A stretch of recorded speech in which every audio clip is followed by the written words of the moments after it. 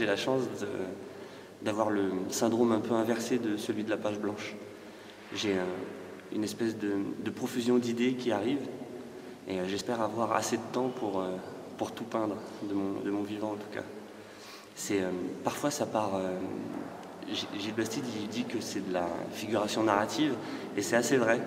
Il m'arrive parfois d'avoir le titre avant même de savoir ce que je vais mettre en place sur la toile. J'ai ce phénomène-là.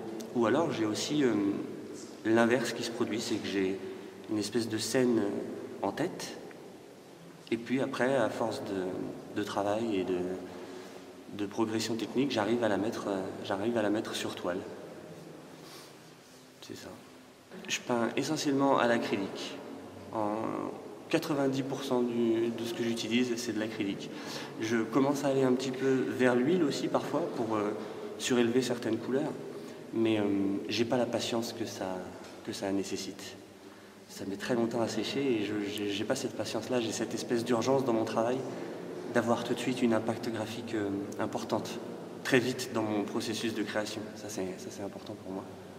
D'être assuré en fait, d'être assuré par ce qui va se passer sur cette toile ou non, mais d'avoir le résultat proche, vite. C'est pour ça que j'utilise essentiellement de l'acrylique. Je suis un peu, comme un comédien peut l'être, mon seul outil de travail. Et c'est vrai que tout ce qui influence mon travail, c'est ma vie. En fait, à partir du moment où j'ai eu mon petit garçon Lou qui est né, j'ai eu envie qu'il reconnaisse. Et c'est comme ça que les animaux sont apparus dans mon travail, par exemple. J'ai eu envie qu'il ait des repères visuels et affectifs.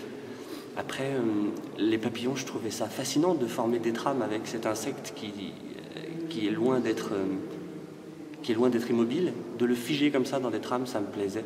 Et puis aussi pour son côté pigmentaire, c'est un des rares insectes qu'on peut effacer parce qu'il a du pigment sur les ailes. Je trouvais ça assez fascinant. C'est pour ça que c'est une récurrence dans mon travail. Après, les super-héros, c'est des repères affectifs, des repères de génération.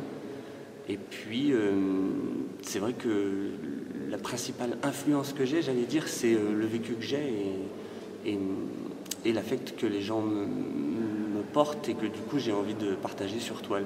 J'ai envie de partager ça graphiquement.